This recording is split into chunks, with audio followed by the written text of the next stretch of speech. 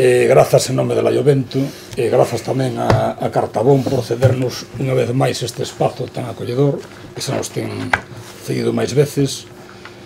Alégrame compartir con Manolo Bragado esta mesa, máis aínda, como eu acabo de dicir, despois de velo, reclamar públicamente un goberno de esquerdas, un goberno central. O autonómico xa se sabe que é imposible facer nada, o central creo que tampouco. E grazas, por suposto, a Ramón Nicolás por editar este libro con Laiovento.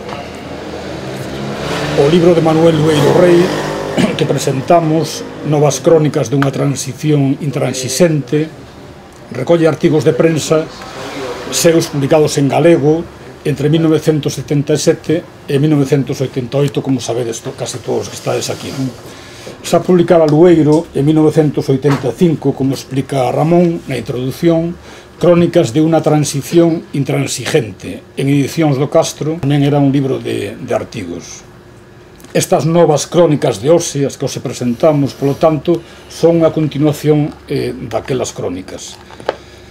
Lueiro, como tamén di Ramón Nicolás, foi ademais de poeta, narrador, xornalista de opinión, columnista. Crítico, independente, e segundo di Alonso Montero, prologuista do libro, xornalista que empuña a fauce da denuncia. Esta maneira de entender e exercer o xornalismo de opinión é a antítese do columnismo que en xeral se está a facer hoxe. En realidade, quinta columnismo, como moi ben está a exemplificar El País. A opinión está hoxe, penso eu, secuestrada por tertulianos e politólogos que percorren páxinas de xornais, radios, platós de televisión, repetindo ata náusea Xénova Ferraz, Xénova Ferraz, Xénova Ferraz, como se por entre as dúas rúas de Madrid pasase a historia do mundo. Houbo quen mesmo entre estes opinadores afirmou que non houbo acontecemento relevante na historia da España contemporánea que non pasase pola rúa Alcalá, outra rúa tamén de Madrid. Estes opinadores, por se non abondase, invaden as páxinas de opinión da maioría dos xornais de Galicia, os que se teñen a si mesmos por prensa regional, considerando, en contraposición, a irmá maior prensa nacional.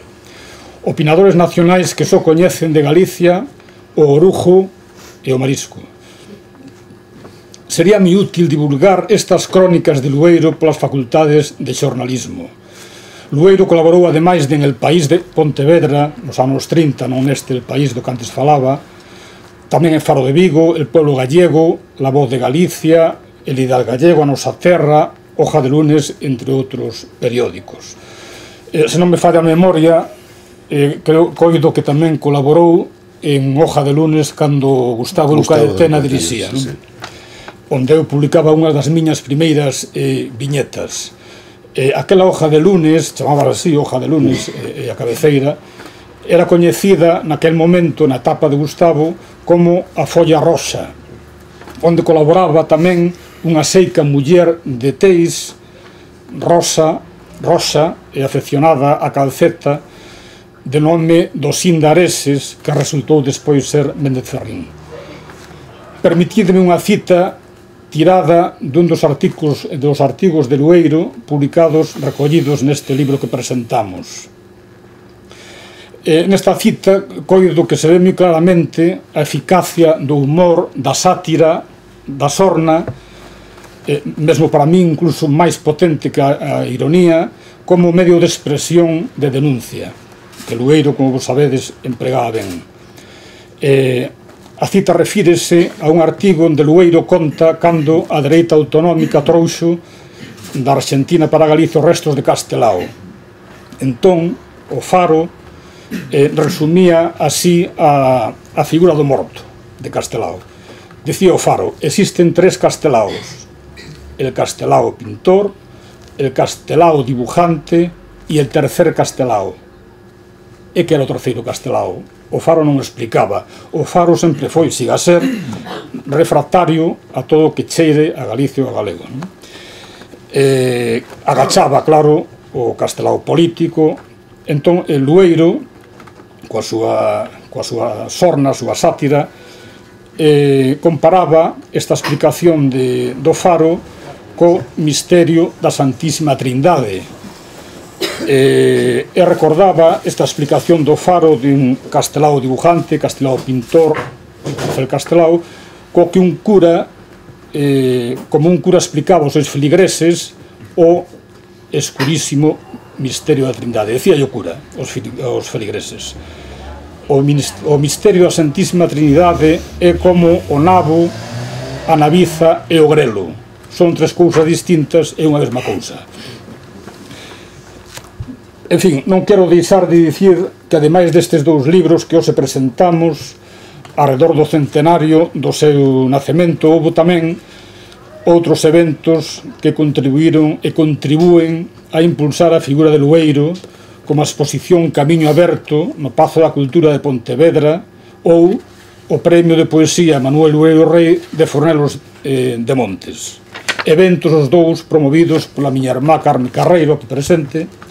E por último, xa para rematar, quero agradecer enormemente, en nome de Laiovento, a colaboración que a familia, colaboración económica, tivestes para a edición deste libro. Porque, como todos sabedes, ou sospeitades, a edición en galego non atravesa polo seu momento máis brillante. Moitas grazas. Deixolles a palabra.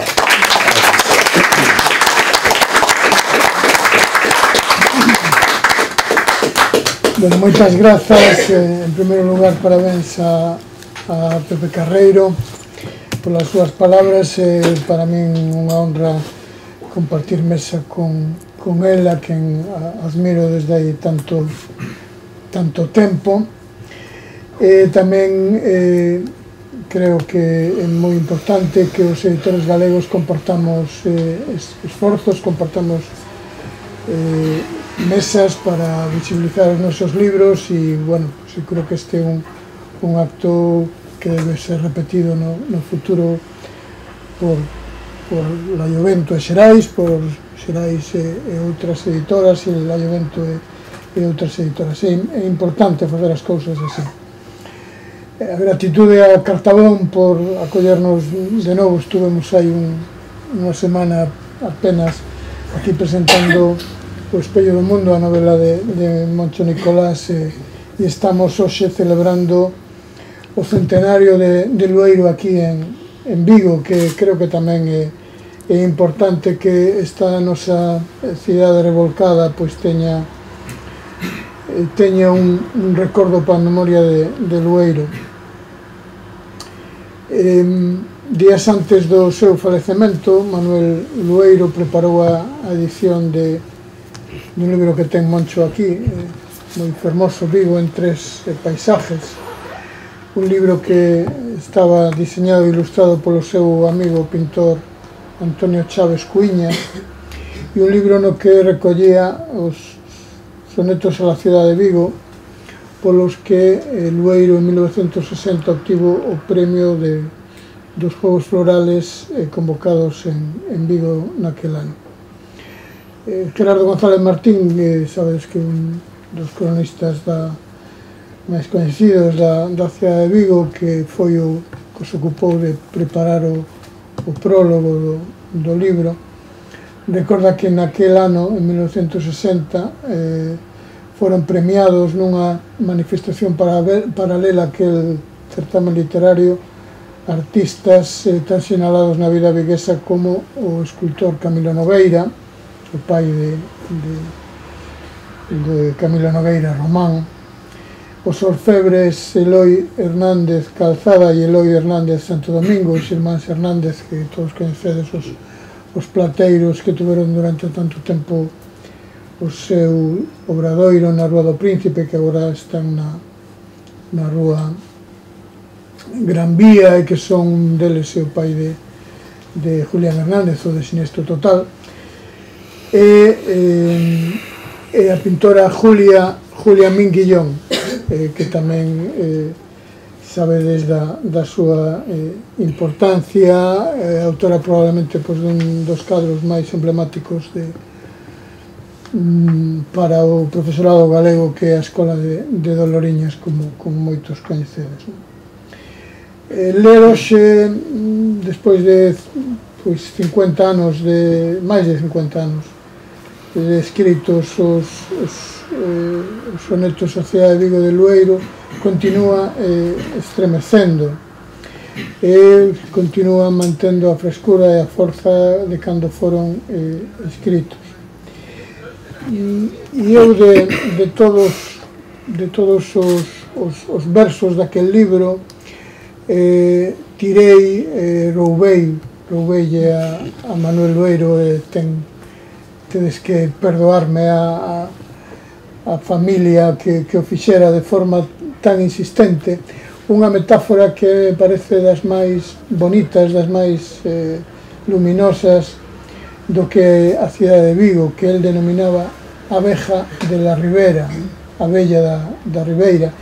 E probablemente pois esa metáfora continúe por ventura expresando o que é o corazón da cidade de Vigo de hai 50 anos de hoxe, e agardo que nos próximos 50 do futuro, un Vigo punxente, un Vigo obreiro, un Vigo no que xa nos anos 60 Lueiro estreitaba os alentos, as esperanzas dos traballadores do martelo, da roda e da máquina, que tamén naquel momento pois tiña moito de afouto expresalo así.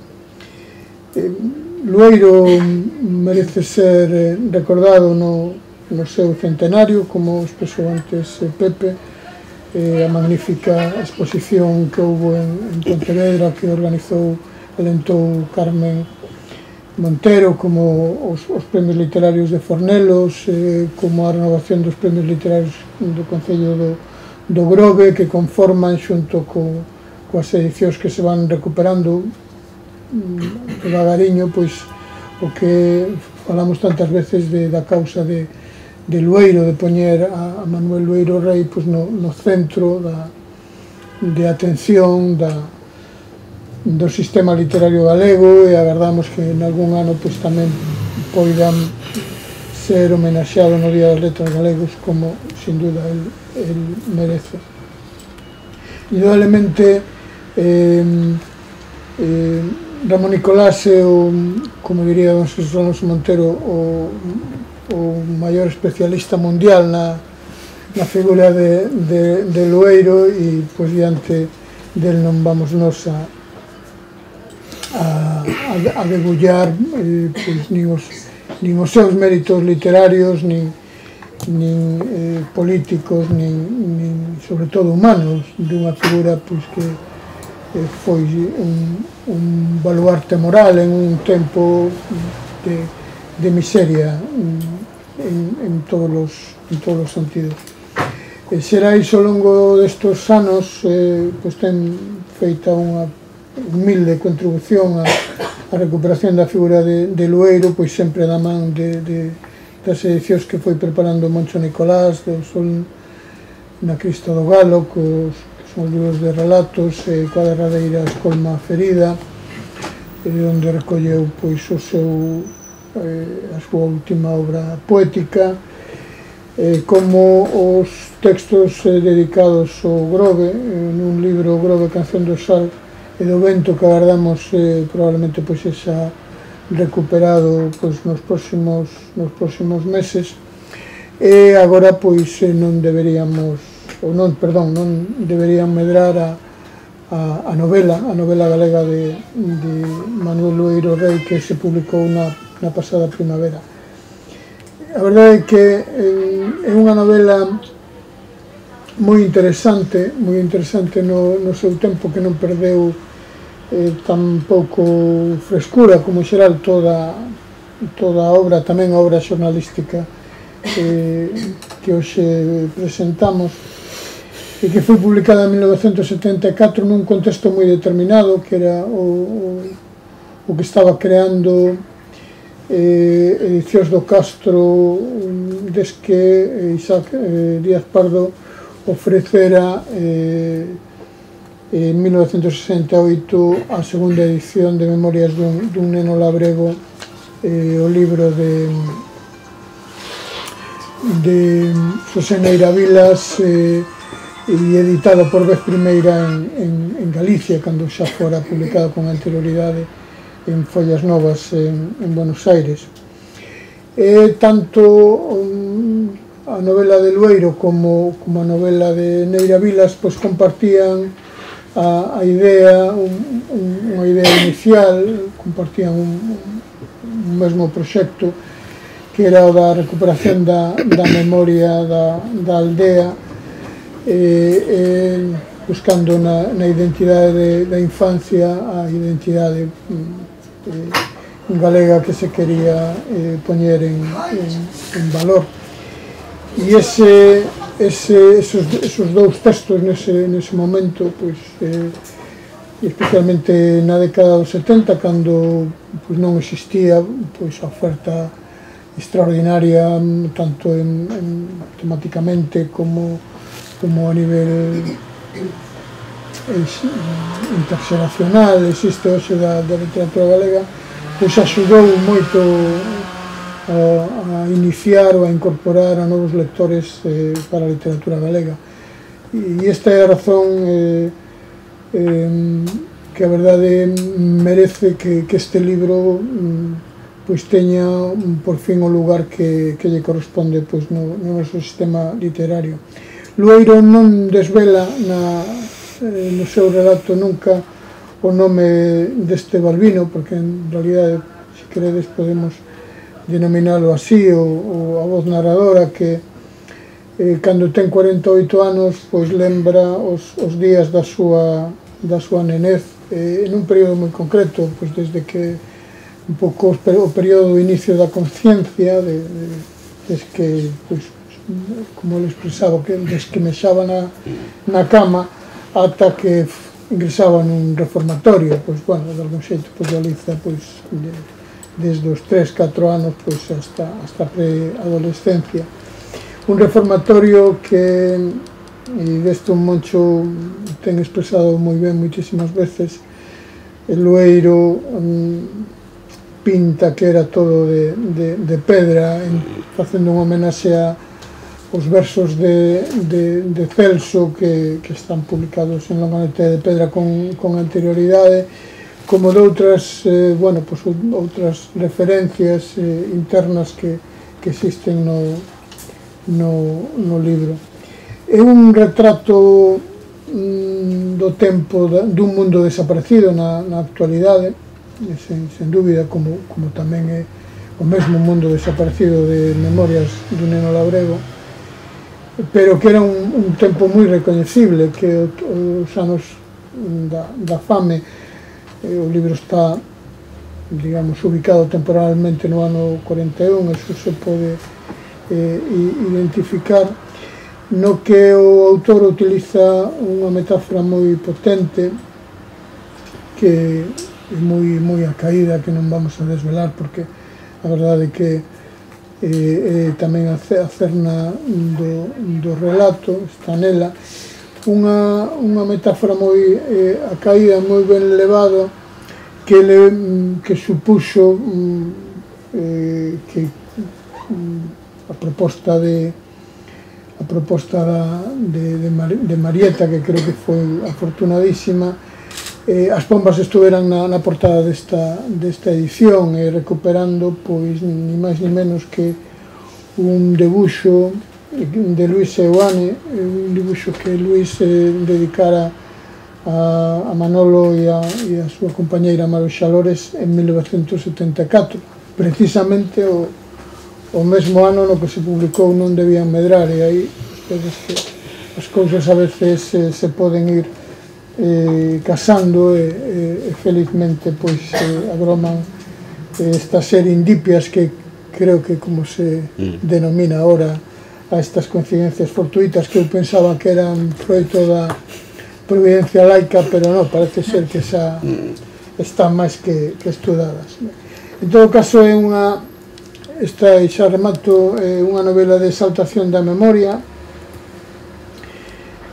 onde o protagonista, que ao mesmo tempo é o narrador, recupera as palabras e as voces da súa infancia. Nese sentido, pois, é un libro onde tampouco é difícil identificar a peripecia biográfica de Lueiro, primeiro pois no seu espacio natal de Fornelos, pero despois tamén o seu traslado ao Grove, que está presentado doutra maneira. Un libro, en todo caso, insisto, que non perdeu brillantez, non perdeu atractivo, e que debería ser unha das razóns para desta celebración do centenario de Lueiro, que forma parte, insisto, desa causa na que todos os que estamos aquí somos partícipes dunha ou doutra maneira, persoas como Carmen, e sobre todo todos os membros da familia, e Moncho, estades absolutamente comprometidos, e na que os editores temos que colaborar e comprometernos tamén ao máximo das nosas posibilidades. E creo que máis nada, reitero a nosa gratitude a Gonzalo e Maribel de Cartabón, a todos vosotros, a Pepe e por suposto a Moncho Claro. Moitas gracias.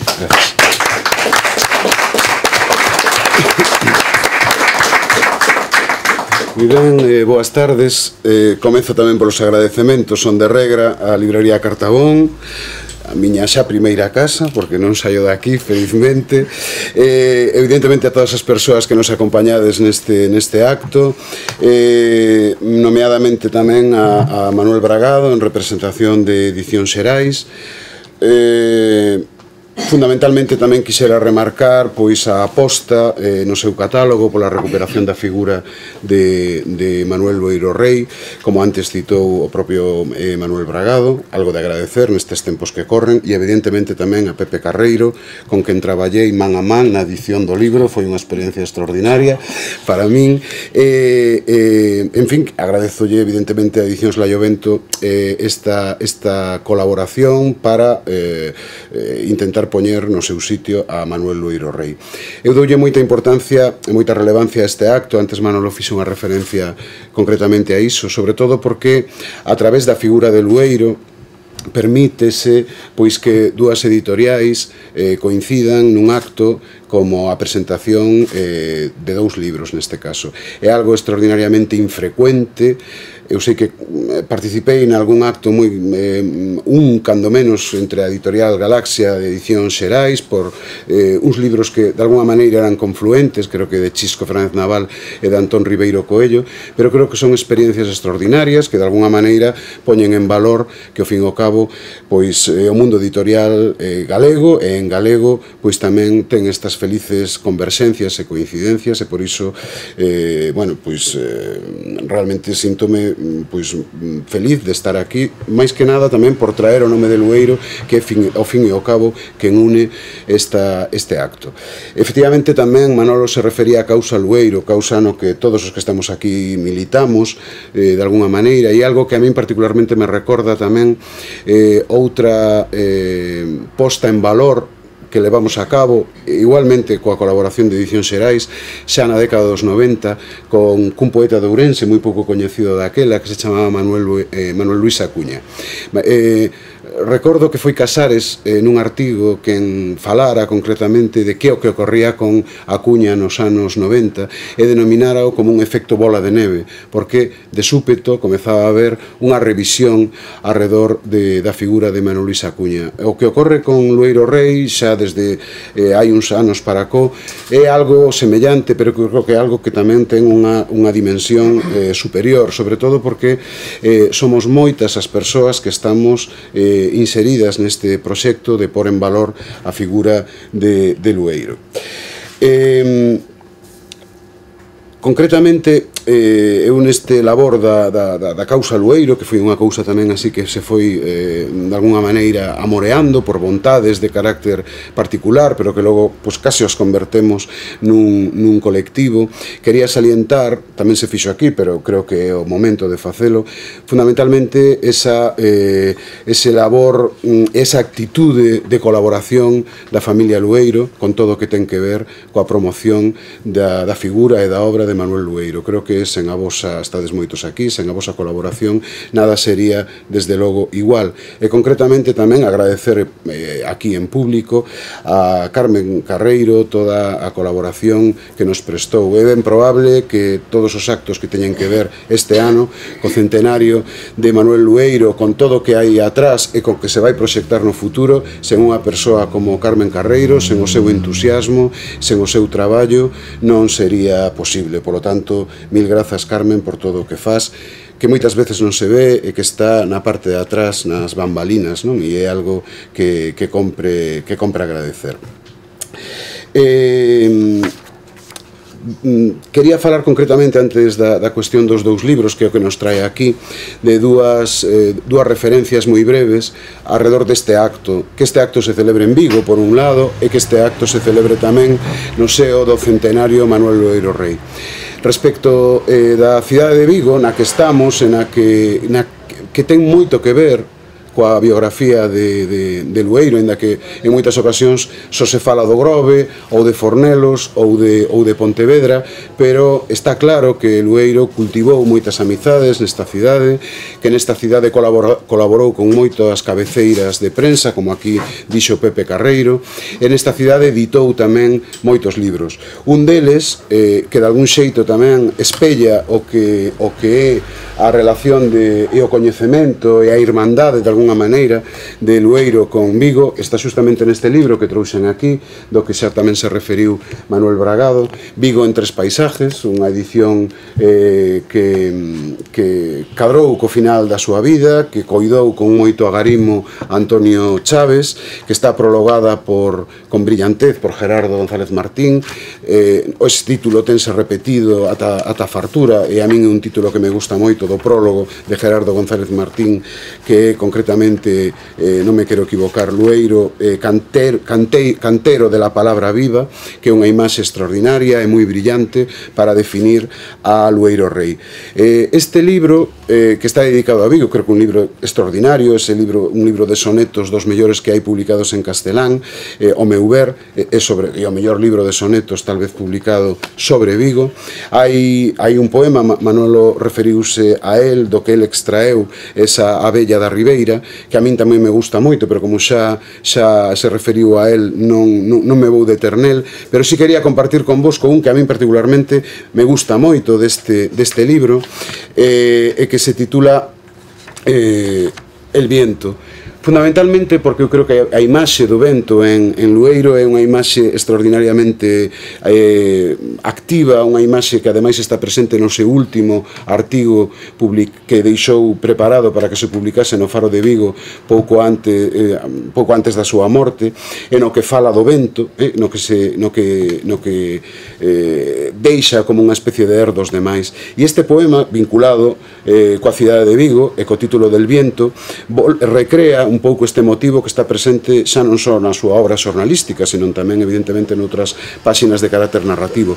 E quería compartilo con vosco porque non é moi coñecido, é un libro que tivo unha sorte editorial un tanto diversa, porque, bueno, foi publicado por Cantile, eu non sei exactamente a editorial que era, pero eu teño grazas a vos, evidentemente, se non sería moi difícil de conseguir, e quería compartilo con vosco. Di así: el viento loco que enardece al viento, el que azota la luz y parte del día, el que enfurece el beso de la ría, con desazón de hidra en movimiento.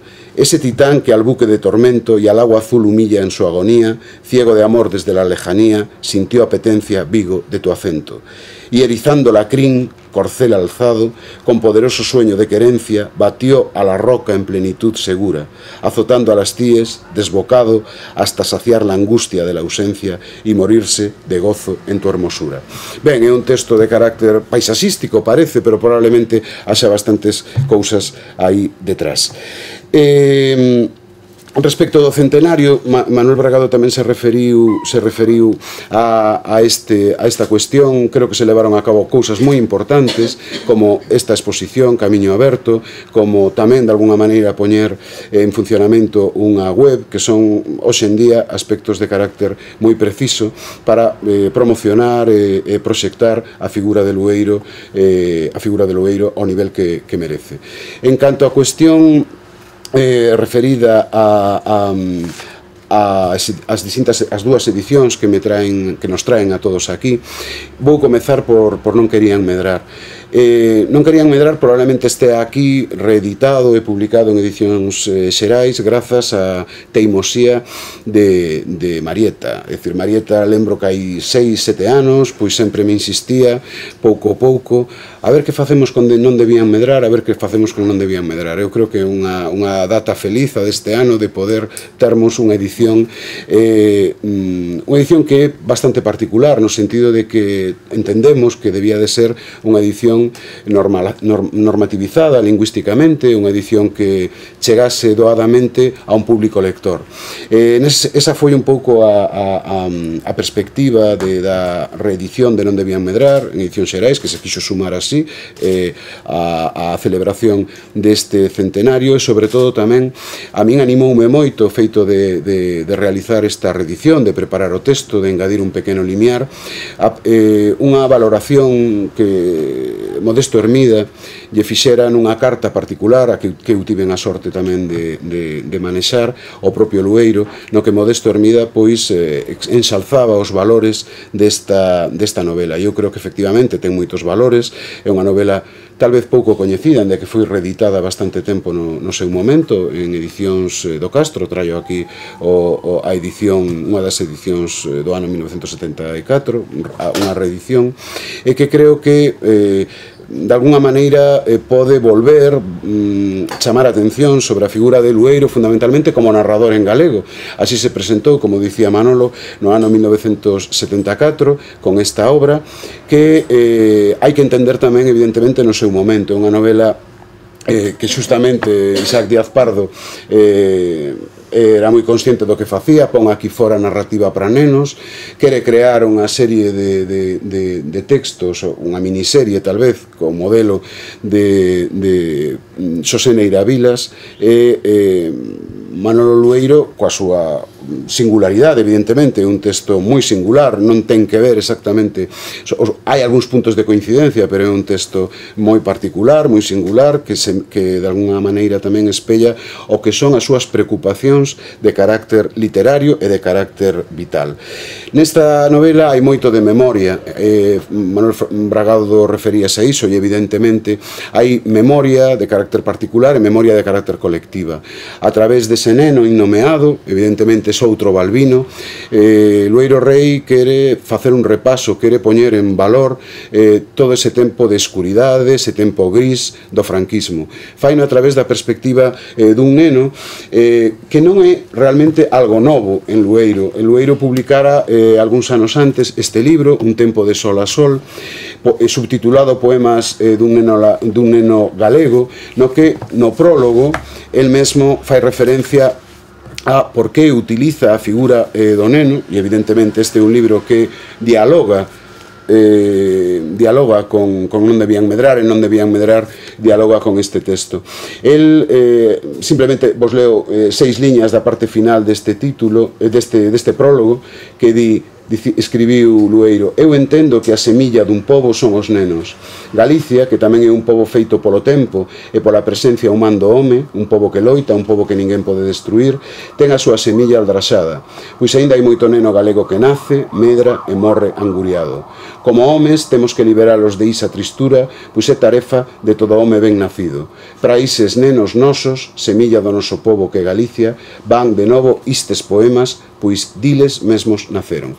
Eu creo que esa perspectiva do protagonismo infantil compartido, evidentemente, en Non debían medrar, é ben claro, está esa presenza da memoria, dunha memoria particular, como dixen, está aí, de alguna maneira, ese Fornelos inicial, está aí tamén Grove e Cons, que é ese lugar do mar no que tamén o protagonista vive. Eu non tive ocasión de manexar unha carta que si estaba na exposición, que a ti te chamou moita atención, de Isaac Díaz Pardo, no que o aconsellaba respecto do lugar de Grove e Cons, que tiña outra proposta anterior Lueiro a este respecto.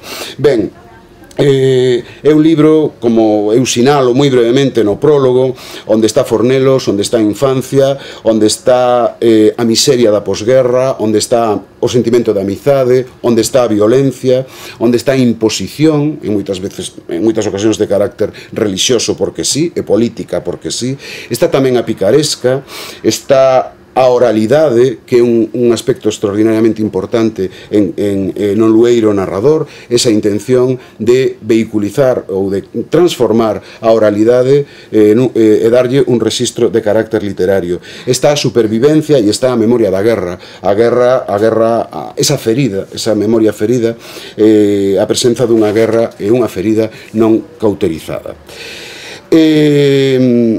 Tiña algunhas notas respecto de non debían medrar, sobre todo de comentarios ao respecto que eu tiña recollido na edición do Sol da Crista do Galo, pero creo que o que é unha idea fundamental da novela, entre que sinalou Manuel Bragado e o que vos puiden dicir agora, creo que máis ou menos para animar a lectura das persoas que non a teñan feito, creo que pode abondar. E queríame agora tamén referir, lóxicamente, as novas crónicas dunha transición intransixente. Un libro que eu lle teño un especial lagarimo, fundamentalmente porque me lembra moito a Maruxa.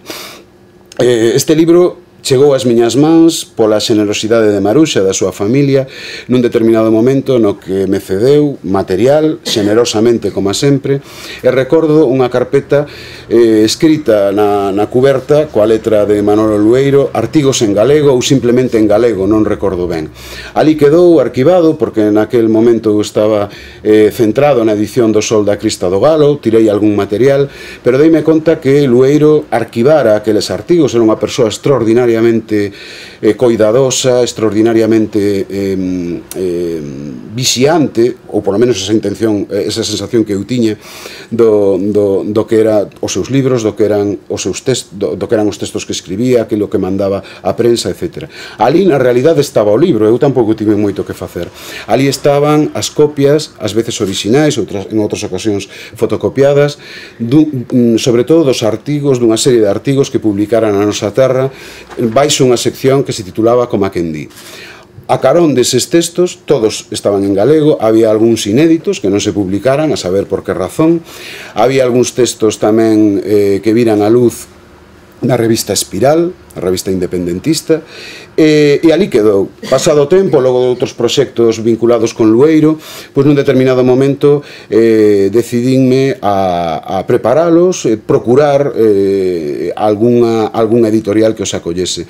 Tivemos a sorte nese sentido que editorial Laiovento pois acollera no seu catálogo esta obra de carácter xornalístico, que é unha faceta que a min me interesa extraordinariamente de Manuel Lueiro Rei. Entre outras cousas, porque eu creo que a Manuel Lueiro Rei hai que entendelo tamén como xornalista, e o xornalismo está presente nel como un alfa e un omega. Citaba Pepe Carreiro ao comezo as súas primeiras colaboracións en El País Pontevedrés, aquel xornal dirixido por Roberto Blanco Torres, asasinado na guerra, como ben sabedes, e que amosaba a pluma, a escrita e a conciencia cívica e radical dunha persoa como era Manuel Lueiro Rei, con apenas 17 anos, no que se manifestaba públicamente en contra da pena de morte e a prol de postulados evidentemente de esquerda, progresistas, que sempre defendeu ao longo da súa vida. É evidente que toda a súa traxectoria xornalística non ten esta tonalidade, porque el quería seguir escribindo nos xornais, os artigos publicados no Faro de Vigo nos anos 50-60, en El Ideal Gallego, en La Voz de Galicia, non teñen esta tonalidade, evidentemente sería un suicidio, non podía, pero estaban outros artigos anónimos que ele enviaba desde o Grove, probablemente a Radio Pirenaica. De alguna maneira estaba aí presente ese equilibrio de Lueiro, que sabía moi ben o que facía. Animoume, evidentemente, tamén a compilar, a prologar este libro, a existencia. Pepe Carreiro tamén fixo unha mención a él deste libro, As crónicas de unha transición intransigente, publicado por Edicións do Castro, que recollía os textos publicados por Manuel Loeiro Rei dun momento moi determinado, no que el foi un extraordinario cronista entre abril de 1977 e abril de 1978, neste caso, se non estou errado, no Diario de Pontevedra. Crónicas dunha transición intransigente é un libro no que eu aprendín moito, como aprendín tamén nas novas crónicas dunha transición intransigente, fundamentalmente porque Loeiro descubría na súa análise diaria que ia facendo, ou semanal, a través das páxinas deste xornal, que posteriormente fixo na Hoja del Lunes, fixo no Faro de Vigo en algunhas ocasións, e tamén na Nosa Terra e en Espiral, un deseño do tempo que veu no que se deu en chamar a transición. Unha gran mentira, Loeiro digo aí, non estou dicindo nada. Loeiro define como na realidade unha restauración monárquica para que se preservaran o espazo do poder as persoas que viñan do franquismo. Isto foi o que me ensinou Loeiro Rei neste libro e segue a ensinarnos nestas crónicas dos anos 80, fundamentalmente, na que atende a cuestións de política, fundamentalmente local, galega, estatal e mesmo internacional, e nos que aparece tamén en moitas ocasións outro tipo de textos que son pois ideas que el tiña para desenvolver literariamente, unha especie de pequenos relatos aínda en gromo, ou outro tipo de textos tamén de carácter circunstancial que eu quixen xuntar aquí. As novas crónicas dunha transición intransixente creo que é un libro valente, creo que é un libro extraordinariamente válido para coñecer que é o que aconteceu en Galicia nos anos 80 desde unha perspectiva dunha persoa comprometida, dunha persoa de esquerdas, dunha persoa crítica, dunha persoa belixerante. Non quería esquecer o feito ao referirme ás crónicas de unha transición intransigente, un pequeno prólogo que Gustavo Luca de Tena lle puxo, que era o seu director en a Hoja del Lunes daquela, que lle puxo a esta compilación de textos, porque eu creo que definen moi ben a actitude de Loeiro como xornalista nuns tempos que xa non son o franquismo. Deixou aquí escrito Luca de Tena: esta podería ser a mellor constatación de que o autor exerceu con precisión o desacreditado oficio de Casandra, escandalizado porque unha transición a medias se convertise na perpetuación do poder. E remata tamén cunhas palabras que eu de algún xeito quería tamén facer miñas e que son perfectamente aplicables ás novas crónicas dunha transición intransixente e que trae Gustavo Luca de Tena da man de Lorenzo Varela, un autor do que este ano celebramos o centenario, un tanto diluído, ao meu ver. Creo que Lorenzo Varela é unha figura fundamental da literatura galega, que, sen embargo, bueno, pues parece que ese centenario está pasando pois dunha maneira bastante desapercibida, ao meu ver, inxustamente. Antes de ler estas palabras de Lorenzo Varela, quería tamén insistir nunha cuestión que eu creo que explica un pouco esa lousa de silencio que de alguna maneira desde parte do galeguismo oficial se abateu sobre Manuel Loeiro Rei, que aínda que teñamos amigos, todos temos amigos, mesmo na academia non deixa de chamarme a atención que a propia Academia Galega non recoñeza nun acto pois a figura de Manuel Loeiro Rei. É algo sorprendente aos meus ollos, na medida en que creo que era xunto con Lorenzo Varela, por exemplo, pois un dos autores que debían de estar este ano, cando menos, obter unha visión pública deles, remarcar de alguna maneira a súa relevancia. Dicía respecto deste libro que nas miñas pescudas non atopei absolutamente ningunha recensión, nin ningunha nota crítica, nin na prensa, cando menos na prensa galega, supoño que no boletín da Federación de Sociedades en Buenos Aires e da man do seu amigo Lores, pois habería algún tipo de referencia, pero na prensa galega este libro foi absolutamente silenciado, o que non deixa de ser significativo. E curiosamente parece que as cousas volven, porque eu aínda non vi ningunha recensión das novas crónicas dunha transición intransixente. É curioso que a historia neste sentido se volva a repetir. Con todo, isto tampouco, iso é algo relativo, ao meu ver, pero de alguna maneira pode ser significativo. Con todo, quería rematar, como vos digo, con estas palabras que Gustavo Luco de Tena trae de Lorenzo Varela, que analiza a prosa periodística de Lueiro. Dicía Lorenzo Varela de Lueiro: a súa prosa periodística, xornalística, ten o arrecender, ás veces acedo, mas sempre conmovente, do pan que se colle no forno con urxencia. Con estas palabras de Lorenzo Varela remato. Creo que non se pode dicir moito máis nin mellor do que di Lorenzo Varela respecto da prosa xornalística de Lueiro, a que lle desexo que con esta presentación cando menos teña certa proxección máis entre os medios, e agradecer moi sinceramente a presenza de Manuel Bragado, o seu apoio á figura de Lueiro, a presenza de Pepe Carreiro en representación de Edicións Laiovento por editar este libro, a Librería Cartabón de novo, e a todos vos por estardes aquí. Moi agradecido.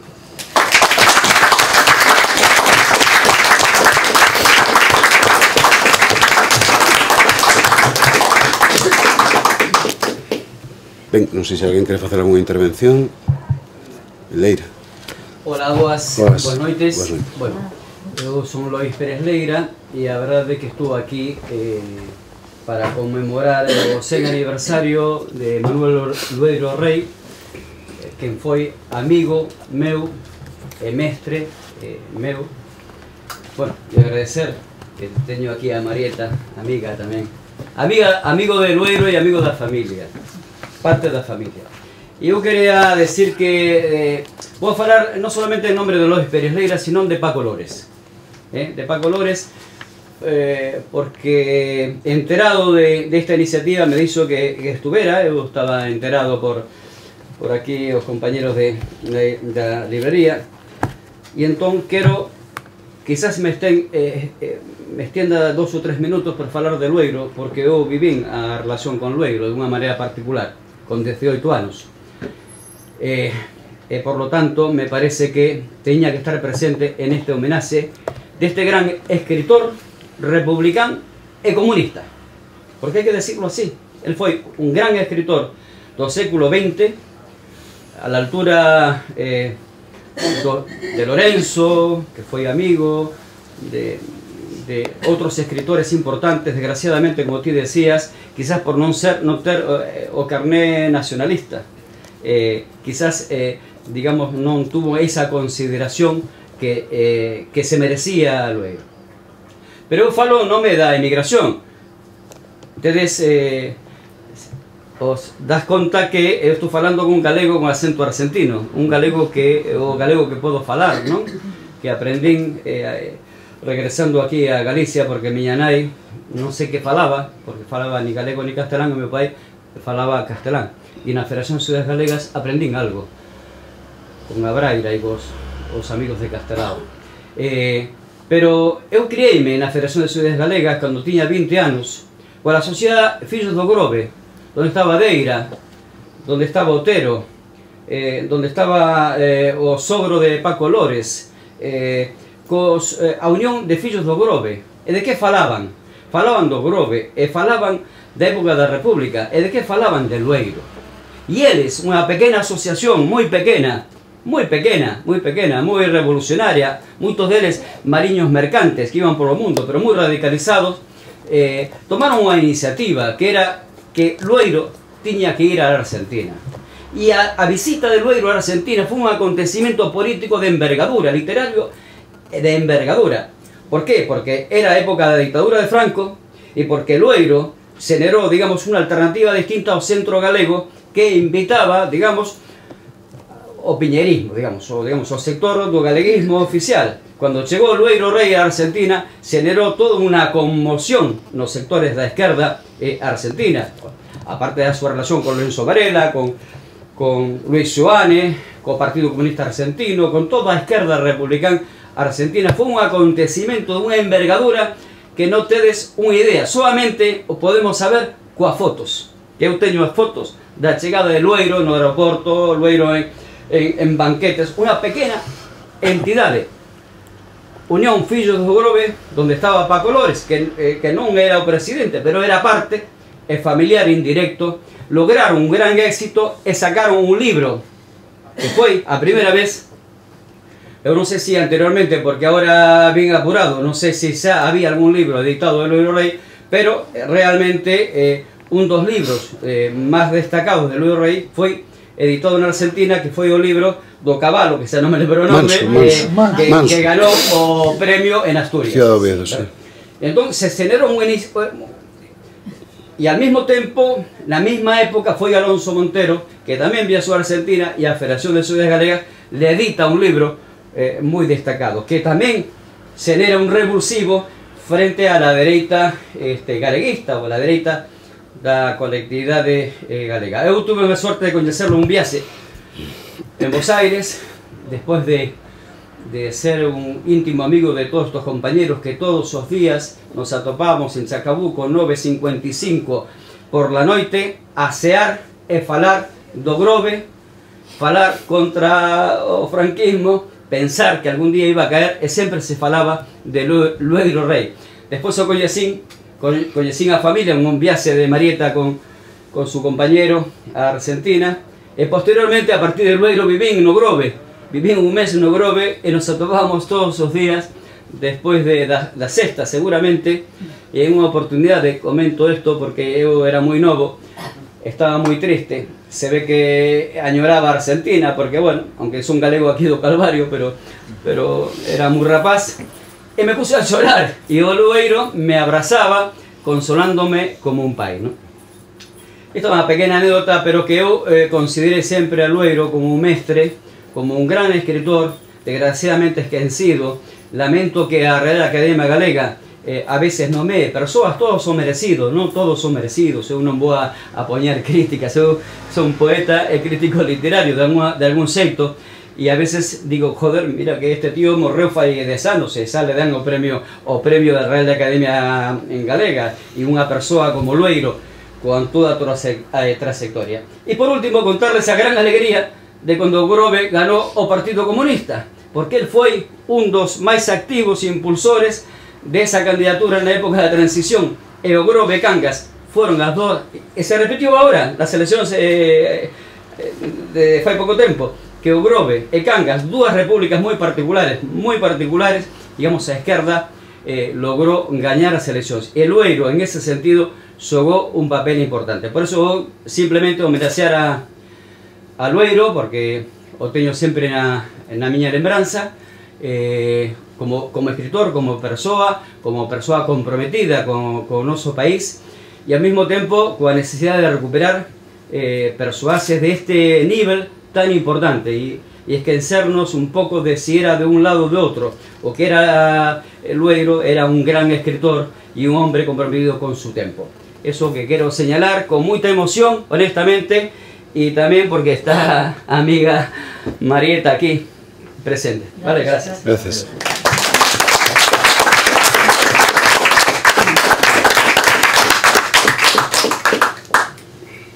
Muchas gracias. Gracias. Hostia, ninguém pregunta nada. Hostia, qué rápido que es esto. Esto es un buen problema de expediente. Joder, ninguém para, pum, a marchar.